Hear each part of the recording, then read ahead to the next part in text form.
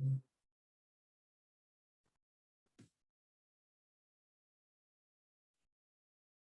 right, hello, and thank you all for tuning in today for my talk on historic graffiti in the city of London. I'm so sorry that I can't be with you in person today, but the Zoom world is just the way that we're doing things right now. So hopefully you'll enjoy this talk. So my name is Crystal, and I'm going to be talking about what graffiti is, what context for graffiti is, and then I'm going to take you on a kind of mini tour of historic graffiti in the city of London. So you can kind of see what's there and get an idea of what you might want to go out and find on your own. So let's get started. So what is graffiti? It's probably the #1 thing that we need to talk about before I can show you anything particularly cool and interesting. So historic graffiti is obviously a graffiti that is old, but also it's graffiti that isn't really how we think of graffiti. When we hear graffiti today, we think it's bad, it's vandalism, it's destructive. We think of it with a very negative connotation attached to it. Historic graffiti, so things from the medieval and the early modern period, most of which what you're going to see today is early modern, didn't really have that connotation. It was culturally acceptable. There's so much of it in so many places.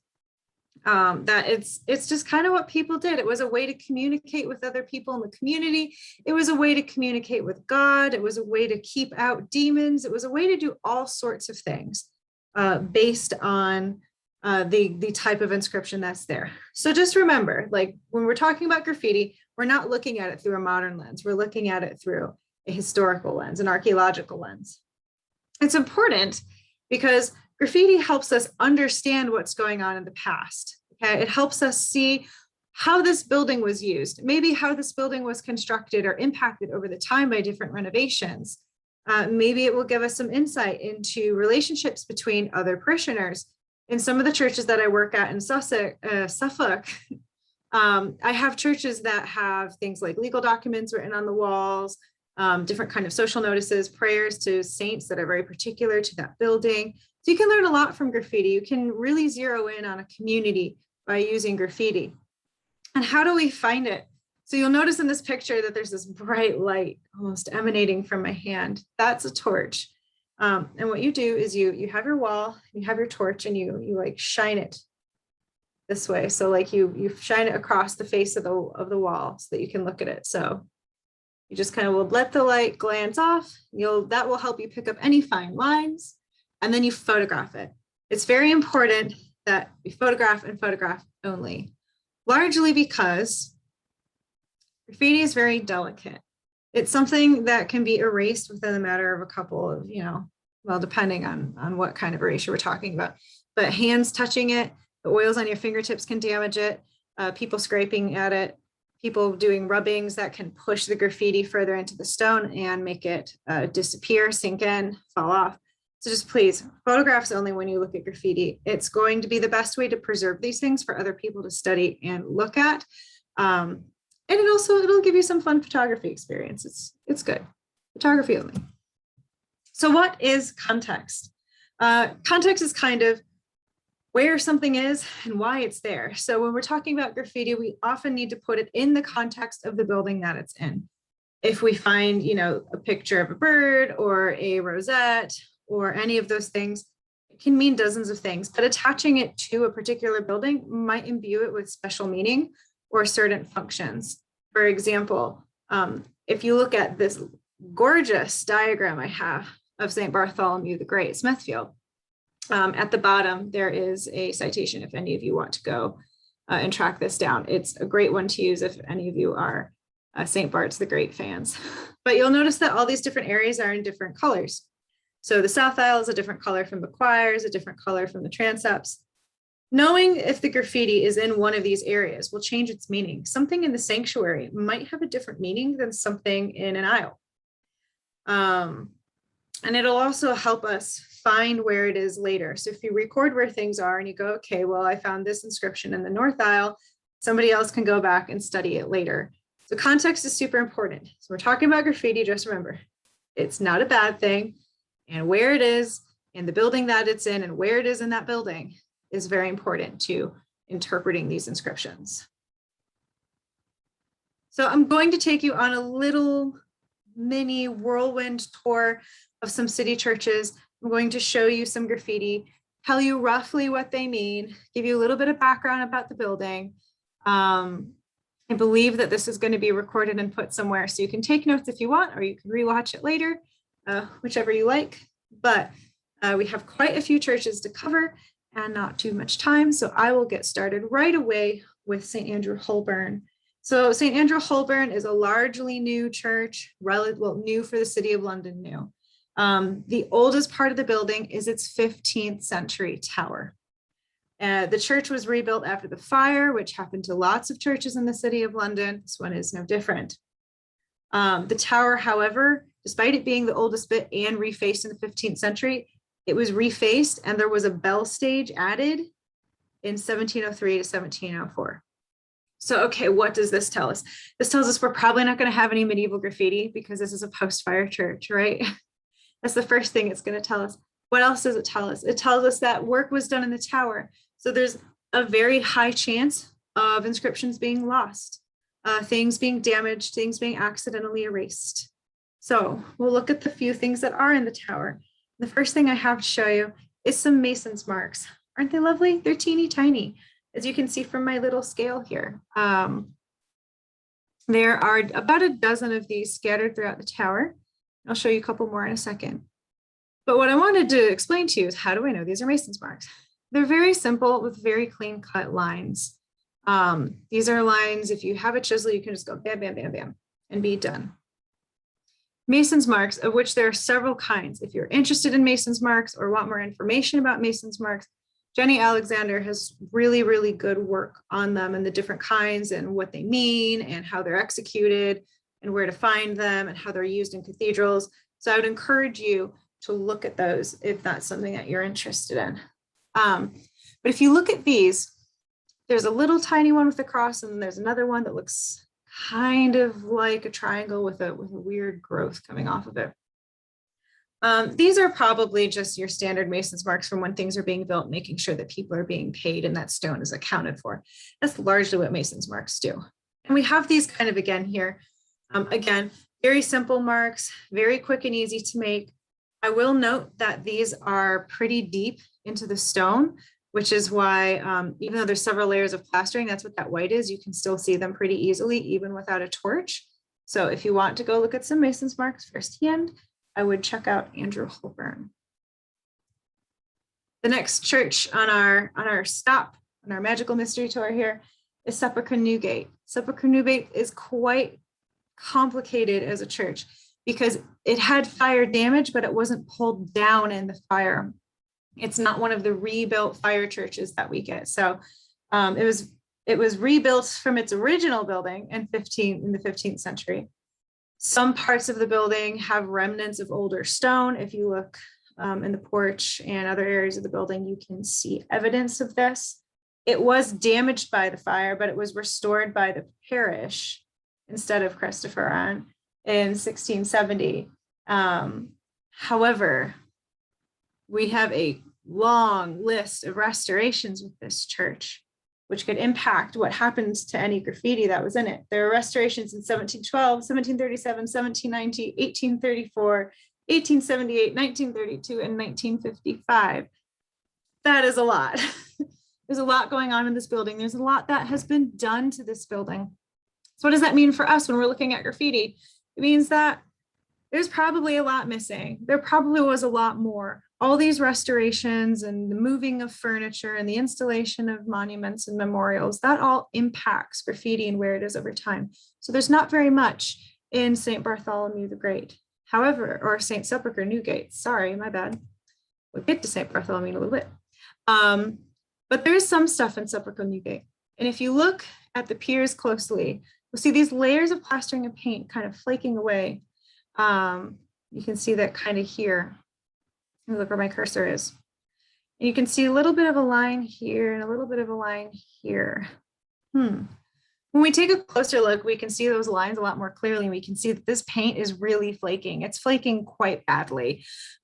This paint is probably already flaked off by now, honestly. But if you see this, please don't help it flake. I feel I need to mention this. Don't scratch at it. Don't try to take the loose bits off. That is vandalism. That is legit vandalism. You might damage the graffiti as well. You're actually causing damage to the church. Just leave it alone. If it's going to flake off, it'll flake off at its own pace. But this is what we have in Sepulchre Newgate. We have these little pockets where you can see through the layers of plaster to hints of lines underneath. We have this one too, which is really quite lovely. And it looks similar to something that we'll see in another church. Because these are partially covered, it's hard for me to tell exactly what they are. They are simple to make. They have very straight, clean lines. It could be a mason's mark. This one could be part of a personal mark, something similar to a merchant's mark, something that denotes something about a particular individual or family. But it's hard to say. Without having more access to these inscriptions, there's no really good way for me to interpret them beyond it's a mark. However, over time, as well as more people are made aware that these marks are there, they can be recorded as they start to slowly resurface from underneath the plaster. And it's also possible that as the plastering like flakes off, that people who are part of the church will see these and be like, what's that? And record them and do more research on them. It's kind of a big conservation issue with graffiti, which we'll touch on in a little bit as well. But it's very, very easy to lose so much of it, because what you'll often get with churches like this, at least in more rural areas, is the plaster and the paint starts flaking and they'll scrape it off and put up a whole new layer without looking for graffiti or anything, just because not everybody knows it's there. Not everybody knows that it's important. We're going to move swiftly on to St. Clement Eastcheap. If there are any Friends of the City Churches people here, you will definitely recognize the graffiti I'm about to show you. It's a favorite piece of ephemera from this particular building. The church itself was rebuilt by Wren between 1683 and 1687. However, it was altered in 1872 and 1879. So again, we have a post-fire church. We have a church with a couple of big restorations that are mentioned. But the number one thing that when I was looking for information on this church, I was looking for was stuff about the paneling, stuff about the woodwork, where, when was that installed? Was it moved? Was it restored? And I can't find anything on it. And you'll see in a second why. But first, up in the bell tower, as you start to go higher and higher, there are some very faint, and I mean faint, inscriptions. This one is a circle. So if you follow, you can see there's one circle here. And then there's these little petals that come through. And then this one kind of goes out here. So this is kind of the building blocks or the bare bones of what we call a rosette, also known as a daisy wheel or a hex foil. It's got all sorts of names. Rosette seems to be the one that is being most popularly used now. Oftentimes these are associated with apotropaic or protective meanings. So apotropaic means to avert evil. So basically keep the bad things away, the evil eye, demons, ill thoughts, bad luck, whatever. Kind of a general, almost good luck, votive image that people are carving. And you do find these a lot in churches as well as old houses and castles. But going back to the wood paneling, there is nothing about the wood paneling that I can find to tell me if this inscription is in situ or where it was originally created. This is a piece of commemorative graffiti. They used to be known as memorial graffiti. I like to refer to them as commemorative now because it's possible that this is commemorating a life event that is not death. I'll show you some other really cool commemorative graffiti at the very end of this presentation. But you'll notice there's a lot of curves. Someone took, it looks like a race knife, and they did the three rosettes, the little flower looking things. And then they did this pretty scalloped like roof. And then we have WS 1703. And then even the bottom is made with these curves and arcs, right? This is a favorite piece for most people because it's in the toilet. The toilet was not there when this was made. It was installed way later. It just so happens to be in the toilet now. But because of that kind of connection that modern day people have with toilets and graffiti, it's very popular, and most people get a little bit of a giggle out of it. Now, this is the only piece of graffiti that I have found on wood in this entire building, which is a little bit odd. Usually with commemorative inscriptions, we get them in groups. We get more than one at a time. And this one's also quite late, 1703. Usually you get a lot of these kind of things showing up in the 1600s, but given when the church was rebuilt, it does make sense. It does check out for it to be a little bit later. So again, there's that context coming in. We're able to look at, here's this inscription. Is it actually part of the toilet? No, the toilet wasn't there before. Why is it so late? Oh, because the other things that probably belonged to the original church were probably destroyed.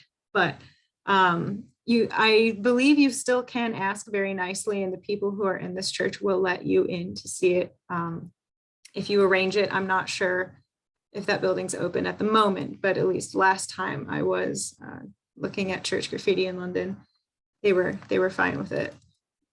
St. Stephen Walbrook is a personal favorite of mine. My master's dissertation on it. I love this church. And all that there really is for me to say about this one is that it was rebuilt by Wren between 1672, 1679. Very famous church, like one of the jewels in Wren's crown sort of thing. Beautiful building if you ever get the chance to look. But since we're on the topic of graffiti on wood, I wanted to show you what more of it looks like. This is a much more typical distribution pattern for historic graffiti on wood or commemorative graffiti in general. Usually we get these little groupings. Is there a lot? Is there a massive amount? No, but there's enough there. So we have initials, we have dates, 1777. We have these little houses on the one side. Some of them have flags, some of them don't have flags. I'm gonna move myself so that you can see it better. So we have 3 flags here, 1 flag here, 3 flags here, 2 sets of initials in the same box. And this is why I refer to them as commemorative, because maybe that's a marriage, maybe that's a business deal. Who knows? That's probably commemorating something that's not a death, especially since the last initial is not the same for those 2 individuals. But more on that later. But you can find these up near the altar. So if you go up to the altar and you pick either the left or the right and look on this small strip of wood just on the side, you will be able to find these there. They're a little bit hard to see because it's dark wood and it's a dark corner of the church. So I recommend, as usual, taking a torch. The other thing that you're going to find in St. Stephen Walbrook is little layout dots, little patterns that make up what was supposed to be a finished piece of graffiti, but it never got done. Why it didn't get done, who can say? There's literally dozens of reasons why someone might not have finished this, but you can see that this was EL, and then it looks like 1734, and nobody came back to finish it. So there are a couple other unfinished ones lurking around on the wooden paneling on the outside of the building in St. Stephen's. So if you do get a chance, pop your head in and take a look. St. Helen's Bishopsgate is a really complicated church with really complicated archaeology, just given how old it is. The building is 13th century with a 14th century addition and then later 15th century remodeling. Pretty much all of the monuments inside are 15th and 16th century, but not all of them are from St. Helen Bishopsgate. Some of them are from St. Martin Outwich. They're not even from the same church, which makes the graffiti that we find a little bit complicated to interpret. However, just because we don't have a clear interpretation doesn't mean we shouldn't record them, and it doesn't mean we can't appreciate them for what they are, which is historical artifacts.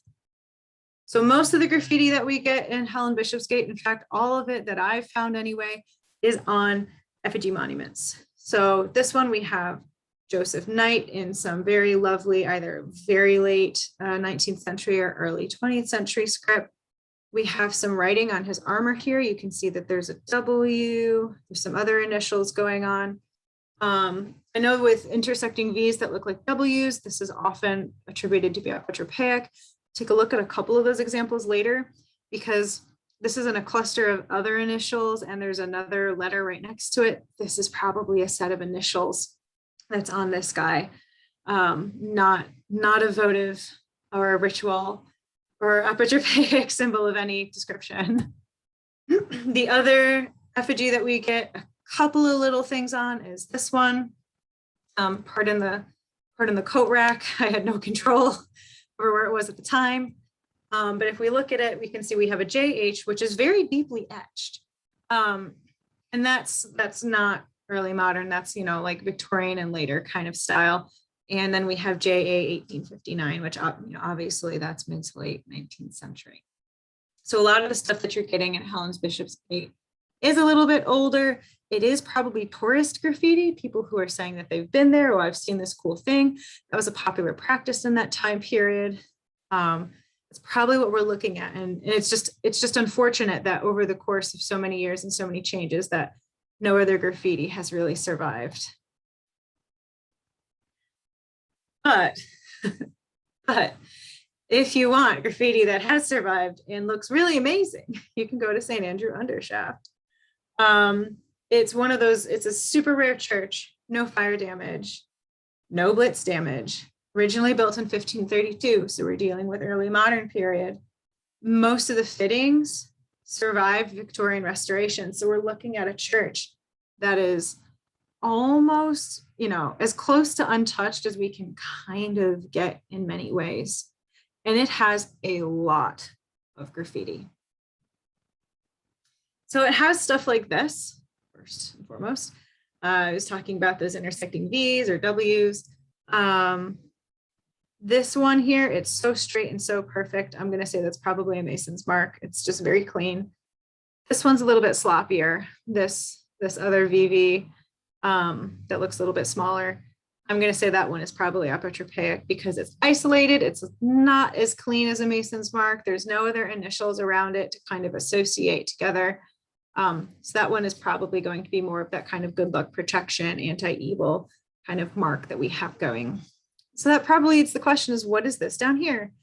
It's a cross with, it could be a chalice, a representation of a chalice, or it could be something similar to a merchant's mark, which is another kind of personal identification mark, which there is a better example of later in this church. We'll get to it in a minute. So it could be a merchant's mark. It could be a cross and chalice. It's hard to give a 100% exact answer on that because we weren't there when it was carved. We don't know the intent behind it. Given that it's by another personal mark and it's by another apotropaic mark, it still could be either of those things. So for interpretation purposes, it's best to just write down what it is, just, a cross with a shape, a cross with an hourglass shape. That is much more clinical and less fun and less exciting than being like, oh, it's a cross with a chalice or it's a witch mark or it's a this or that. But when we're looking at context and we don't have enough to make a good call from an interpretation standpoint, that's the best way to record it. And that is my interpretation for that particular piece. Most of the graffiti in St. Andrew Undershaft, if you do want to go, is on the lower parts of the piers. So look around this kind of area, you will find all sorts of stuff just kind of hanging around in the shadows. Bring a torch for sure. It's going to be the best way to see some of this stuff.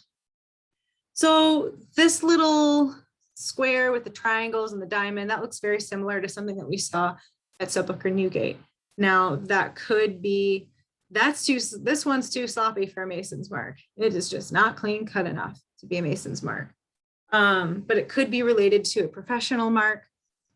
I know I've mentioned those a couple of times, merchant's mark, which were the logos of the day, which we'll see another one in just a moment.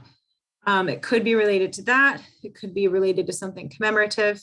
It's too small to be unfinished. This one's only about that big. So, but it is very deep and there's a lot of things that are similar to it floating around this church. And then down here we have the intersecting V's that's very sloppy, very rough. And probably apotropaic. It's in an area where there's kind of other little isolated apotropaic symbols. There's no other initials or letters around it to make it be part of a name or part of a set of initials. So this one's actually probably apotropaic as well. So we have a couple of those occurring in Andrew Undershaft, which checks out because those kind of marks appear a lot in the early modern period. We also get some commemorative marks here. You look down here, we've got, it looks like 1668 TW. There's a lot of other little groupings like this, but I wanted to show you another basic piece of commemorative graffiti. One thing that is a goal of mine is to eventually go through and look at all these initials and see if any can be matched, but initials are really, really hard because there's a lot of names that start with W. There's a lot of names that start with T. There's a lot of names that start with J. There's a lot of names that start or end with S. So, or last names that start with S. So it's very difficult, but that is a goal, is to try and see if I can maybe connect these two individuals over time. We have a little tiny circle there with some divisions. Circles have an apotropaic connection to them based on their use with casting and folk magic and like actual academic magic, if you want to call it that, the kind of sanctioned magic of the time. They're very much like a barrier sort of thing. And this is too low to be part of a fixture or a fitting. So it's probably apotropaic in this context as well. Could it just be a doodle? Yes, absolutely. Sometimes a doodle is just a doodle. And that's one of the hardest things for those of us in graffiti and archaeology to sometimes accept, because we'll see something really cool and we just want it to be something really, really cool and interesting and fascinating. And sometimes it's literally just a doodle. However, this interesting heart-shaped object with the 4 on the top, that is likely part of a merchant's mark or a personal mark of some description. If you look at merchant's mark, like if you just type in Google merchant's mark, you'll see a lot of them use these kind of 4 design. And you can see some of them on formal monuments. If you go to St. Olave Hart Street, that's the one. On one of the monuments, there is a merchant's mark in the brass. Sometimes you get them carved in stone. Sometimes you'll see them in stained glass. So we know that these are status symbols. This is somebody leaving their mark of high-ranking status somewhere as graffiti. You can occasionally attach these to individuals, but the documentation on them isn't that great.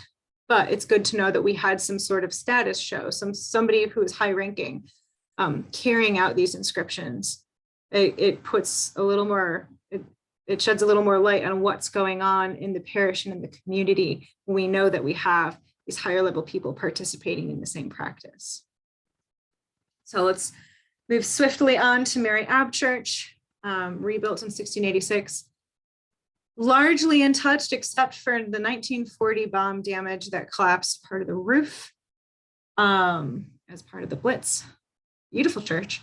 Most of the graffiti in it, and in fact, all of the graffiti in it, is on wood. Up in the gallery, it used to be a school, and also now it's used for some storage. But we know that there were different meetings and things held in this space. We have all sorts of kind of little interesting things going on. We have commemorative things, we have dates, we have initials, we have a drawing, we have all sorts of things. We have some times tables here. If you look right here, it says 365 times 7, and then 2555. So somebody was practicing their maths. Which is kind of cool. It's always neat to get those little personal touches, those little personal insights when we're looking at graffiti. We have somebody writing the number 10. And then we have, here's all the commemorative little houses that I showed you. This one's 1697. We have the layout for one that I showed you as well. It's just a smorgasbord up there of really pertinent graffiti, really interesting graffiti that we unfortunately can't interpret too in depth. In the center of all of these houses, it looks like a witch holding a firearm. That's not a firearm, it's just chipping of the wood. It's just somebody with their arms outstretched, kind of like that. And as much as I would love to say it's a witch, I'm gonna have to go back to sometimes a doodle is just a doodle. And this is probably just a cartoon of somebody in the community. There were outfits during this time period in the late 17th and early 18th centuries that had hats that were similar to that, had skirts that were kind of similar to that. So as cool as it would be to say this is a witch, we cannot confirm it. So we can't call it a witch, unfortunately. Again, it's likely somebody in the community that somebody's drawing cartoons of. We get cartoons of people in other churches and cathedrals fairly frequently. So, but it's still a wonderful inscription to have. It's a great piece. She doesn't look very happy. Regardless, she has a little bit of a sour face, which adds a little bit more of a personal touch to this particular inscription. And then again, we have people in this space practicing their writing. We have March 31st, 1734, overlapped, or palimpsested. That's a new word. It's a good one to use. It's when you have lots of layers of graffiti. We use it as well when we're looking at manuscript and manuscript studies. So we have a lot of graffiti palimpsested here as well. St. Bennet Paul's Wharf is a weird one. It was rebuilt by Wren. It's one of 4 churches in the city with no World War II damage. There was a fire in the northeast corner of the building in the early 70s, though. That did require restoration.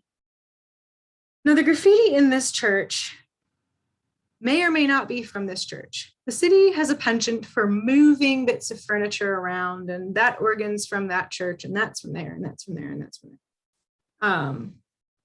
It's very common, which is why when you look at this graffiti, it kind of raises some questions. You notice that we have, first of all, it's turned sideways. We have part of February chopped off, and part of, we definitely have letters there, but not the entire thing. We're not seeing the whole piece of graffiti.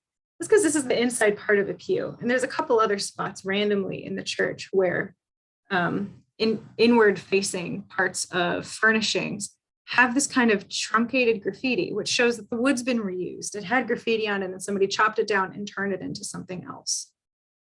We also have this in one of the pews, which is a bunch of upside down stuff, which, yes, there's all these magical connotations of things are upside down, therefore they must be magical or bad or whatever.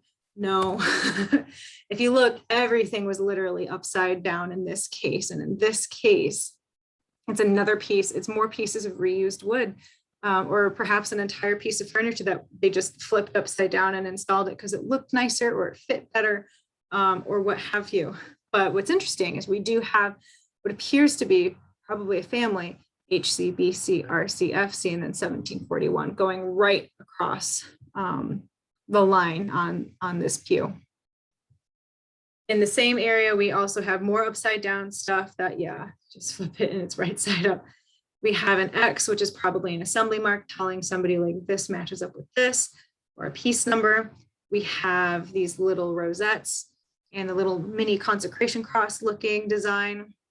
So we have more kind of aperture paic stuff going on, more protective things going on, more kind of that invoking the divine for safety, along with the commemoration of probably personal and community events going on this piece of furniture. So it's definitely worth a look. I would encourage going to go see it. It's a lovely church anyway. But yeah, interpreting, if I can find more information on the furnishings, where they came from and when they were done, it would be great. I've been looking and I've just been coming up with no good answers for where this graffiti may have originally come from. St. Bride's Fleet Street, 1670 to 1684, rebuilt by Wren, yet another rebuilt, famously rebuilt by Wren because of its spire. None of the old footings survive, but there are old footprints of previous churches in the basement or the crypt. This church, we're going to look at some stuff up in the tower. It's not publicly accessible up there, but you're going to get another look at some Mason's mark, but some rougher versions. But first, a little pencil face. There's not too much pencil graffiti in the city of London. Off the top of my head, I can count, I think, 5 examples. That's not the massive scrawled window at St. Bart's. But there's this little face. You can see he's got a cap and he's smoking a pipe. There's no other graffiti around this guy, so there's no other real context that I have. My best estimation is that this is probably from a workman while they were carrying out works in the tower. That's my best estimation. That's all I can really give. But pencil's very fragile, never touch it, but it's always wonderful to photograph. It's always wonderful to find these things. And I'm glad that I get to kind of share it with you today. If you look here, it just looks like really rough stone, but we have a W and then what looks like a butterfly with triangles for wings. Now, this could be aperture paic. It could be protective in the tower, and we do find protective things in the tower. However, they're very big and they're very clean, so it could be a Mason's mark as well. Could be either or. There's not enough other stuff around it to give me enough context to properly interpret. However, this, which looks like an A fallen over on its side, this is almost certainly a Mason's mark because I have seen similar designs to this in other cathedrals and other churches, and they are Mason's marks there pretty much consistently. Now, because it's found in one cathedral and it's found in St. Bride's, does it mean it's the same person? Not exactly. There's only so many shapes that you can make with a chisel very quickly and very neatly to make sure you get paid. And then we have some of our very rare architectural laying out graffiti here. It looks like somebody was measuring something from the side of the stone or drawing a diagram of some description. To what? Don't really know. This was kind of in the infill of the wall, so it's possible that this would have been laying out in a yard. Somebody would have been drawing on it, and then later they said, okay, well, we need to use that stone now, and they put it in. So it might not even have anything to do with the tower itself, given how it looks and how it's very square. There's a lot of lines and square things going on with this one. Chalk graffiti, it says, please, something, water, this corner, I think. Very hard to read. Again, very fragile. Up in the tower, I'm going to assume that this is people who were up there to work. Again, I know at one point that concrete was being installed at the bell stage, and other sort of like restoration works have taken place over the years. That's probably what this is from, especially given how it's written. It definitely looks like it's written in a 20th century hand. But if you go down into the main body of the church, this is probably the only, these are probably the only things you're going to see is the fragment of an initial up there, probably a J and a T. And then down here, we have very, very faint commemorative inscription. Here's a line, here's a line. There's like a little roof, and I can't even make out the numbers, but that is downstairs near the entry of the church. And then in the crypt, if you go down there, I mentioned there's the previous footprints. We do have more Mason's marks, some really impressive Mason's mark. This one's probably newer. The stone looks newer and cleaner, so it's probably not that old. And then a fragment of one and another piece of infill. You do get these situations where you'll get bits of infill and what looks almost like rubble with pieces of graffiti on it. That's just damaged and reused stone that came from somewhere else in the church and has been put there to fill in a spot. So we are at our second to last stop on our graffiti tour, and this is St. Bartholomew the Great, which I mentioned earlier. I'm so sorry if that was confusing. An even more complicated and challenging church to interpret. Parts of the church are 12th century. This was a priory church as well, so now we have some monastic things going on. The Lady Chapel was rebuilt in 1335. The priory was dissolved in 1539, and the nave of that church was demolished. So we're missing part of the original church. The Norman chancel survives. The nave and transepts were pulled down in the Reformation, so the west end is largely post-Reformation architecture and fittings. And then we had a 19th century restoration as well. And at one point, part of it was a school and part of it was a factory. There was a lot of different stuff going on in this building. So it's very hard to interpret some of the things that are going on. But what's amazing is the graffiti survivals. In the main body of the church and what is now the nave, you will see this circle, this big rosette with some crosses. There's other areas that have little collections of crosses. Crosses, obviously Christian, there's that whole religious connection going on there. But crosses can also be symbols of vows, symbols of promises, symbols of things that were carried out. You find them in that context as well. So we might have a little bit of that going on here. Here's some of those crosses I told you about on this side here. And in the middle of them is a little rosette, just kind of hanging out, which is another apotropaic symbol. And then over here, we have some sort of design going on, some sort of grid. There's a lot of works being done in this church. So it's very possible somebody was just like, hey, I'm thinking of this. That's what this looks like to me. Then we have, again, Mason's marks. The arrow is one that I've seen in other places as a Mason's mark. So this one, it's probably serving a very similar purpose. Same with this cross with the bars on the ends. Interchangeably used for crosses and as a Mason's mark. Given where it is and its size and what else is or is not around it in this church, this one's probably used as a mason's mark. The best stuff is in the triforiums, which are not open to the public, unfortunately, but I will share some of what we have with you now. The most exciting thing that I found in the triforium is this beautiful setting out pattern for the top of this capital. And when you look at it, it's got the lines, it's got the circle, it's beautiful. We don't usually get survivals like this where we're seeing the design process. It's really cool to witness kind of firsthand how a design was made, how a church was built, how all these pieces came together to make these gorgeous, impressive buildings. And this is what the finished product looks like on the one side. And on the other side, we have another setting out, another laying out for this kind of design. Wonderfully impressive that they have two of them. And they're just so, again, it's just so neat to see the little steps that are being made into each piece of stonework so that the final product turns into what it is. It's just amazing to me. There's also a lot of commemorative inscriptions. There's like 5 or 6 just in this picture. There's a lot up there, mostly 18th century with initials. Not a huge amount has been done with that data yet. It's been a long time, a lot of sorting to go through all of this data.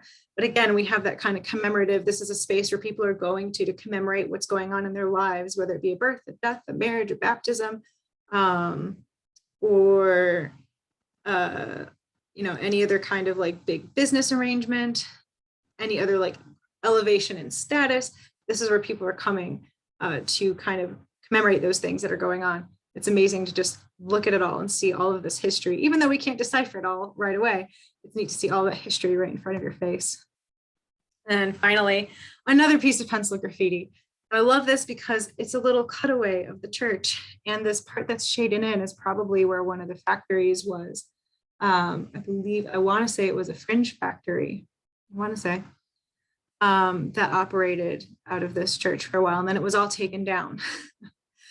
But it kind of dates it a little bit, so we know that this is going to be 19th century, mid to late, and it's very, very small, and it's just neat to see another progression of the building, a progression of the building's story, and therefore the community's story in this space.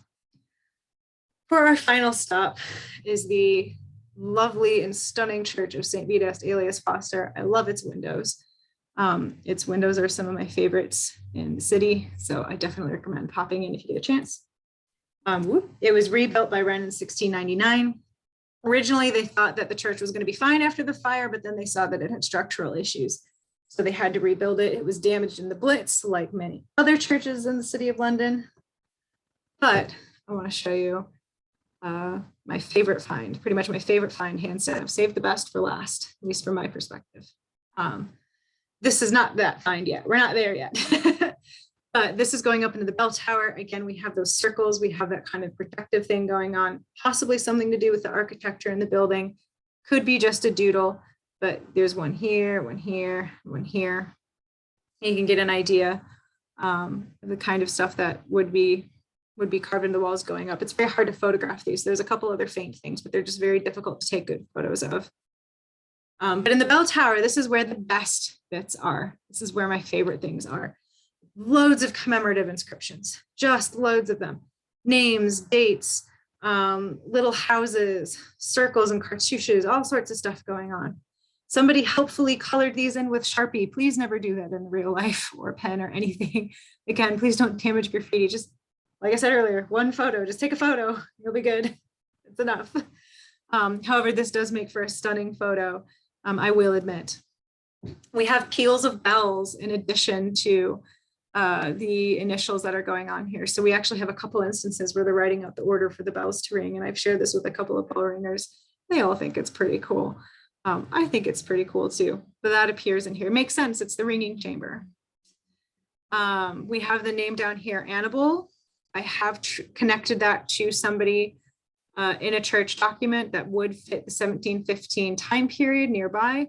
And then as you see, we've got even more initials, more names. This is what a real good collection of commemorative stuff looks like. What are they commemorating? Again, we don't know, because normally we used to associate these with like, oh, must be a death. But I just want to show you the coolest find in the city for me, which is that is of the graffiti of Benjamin James. It says Benjamin James, 1723. Benjamin, oh no, 1723. Benjamin James, 1723. Someone was really enjoying writing their name in 1723. I checked the death records for this parish. There was no Benjamin James that died in 1723. However, with a little bit of digging, I was able to find that Benjamin James was baptized on March 15th in either 1711 or 1712. He was a foundling that was found at Dr. Webb's door on Old Change, which is amazing. Like, it has taken years for me to connect a name to a piece of graffiti, and it has finally happened here in the city of London for the first time for me. And it's just amazing. We know he would, it's interesting to me that we have somebody who's a preteen writing their name on the wall several times. Maybe he was a bell ringer. Maybe this was during practice.